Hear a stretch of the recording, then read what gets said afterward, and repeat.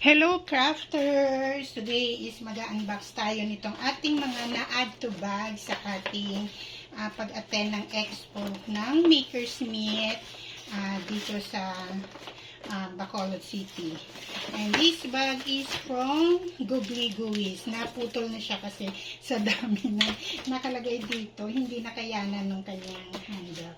So first, unahin na natin itong lalagyan ng vinyl. Yan. Ito. Nakatusok sa may Shopee.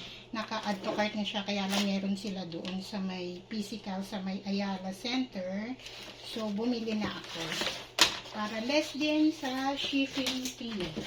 And next, ito naman is nabili ko siya sa scissor. Pero sa Googly Gooies din yun, ang scissors. This is the iTech vinyl sticker in matte. Kasi mauubos na yung aking matte. Isang ganito na lang. Tapos bawas pa. Ginagamit ko to guys sa paggawa ng mga waterproof sticker. So, dalawa ang bili ko nito. At nabili ko sa kanila ng I think 210 pesos. And next, is kumuha ako nitong brochure ng X-Tool kasi bala kong mag-shift dito sa X-Tool. Medyo pricey pa. Kaya pag-iipunan natin yan. And also itong ating mga vinyl sticker na binili din natin. Yan. Tapos meron silang pag-brief gift na sticker, sample ng holographic sticker nila, printable holographic sticker. Yan. And itong aking need, naubusan na ako nitong HTB heat transfer vinyl in black, white, and gold. So tag 2 pieces ang binili ko nito. Kaya meron tayong project na need natin ng heat transfer vinyls na itong color, gold, white, and black. So, 2 pieces each na ang binili ko. And itong ating cold peel na transfer vinyl. Iba-ibang color na yung binili ko kasi gagawa tayo ng acrylic keychain. Yan. So, bumili rin ako nito. Itatry ko tong holographic. First time ko nitong gagamit, guys. Itong holographic na sticker na ganito. So, we will try it. Bumili na ako ng iba-ibang color. Yan. May glossy. Merong, etong matte to.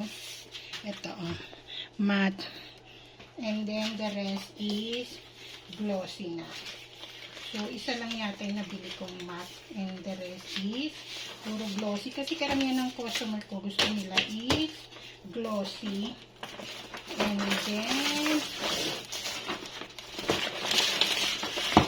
ito, yung sa tumbler, pag naglalagay ako ng vinyl name, hindi pala nakafocus. Vinyl, yung pagpapatungan ng tumbler kapag naglalagay ako ng vinyl. So, naka-add to cart ko sa akin. So, ginawa ko. Meron silang dala. Kaya, bumili na ako. And, also, itong roller. Para kapag nagpo-flap. So, need ko ito. And that's all lahat from Googly Gooies na nabili ko. And this one naman is itatry ko tong Ultima Tattoo paper. Printable to. Temporary tattoo siya. So, itatry ko siya. Isa lang muna binili ko. And this one is nabili ko naman sa The Happy Station. So, sa kanila rin tong X-Tool sa may Happy Station. Ang ganda nitong X-Tool kasi ang bilis niya, tapos hindi ka na mahihirapan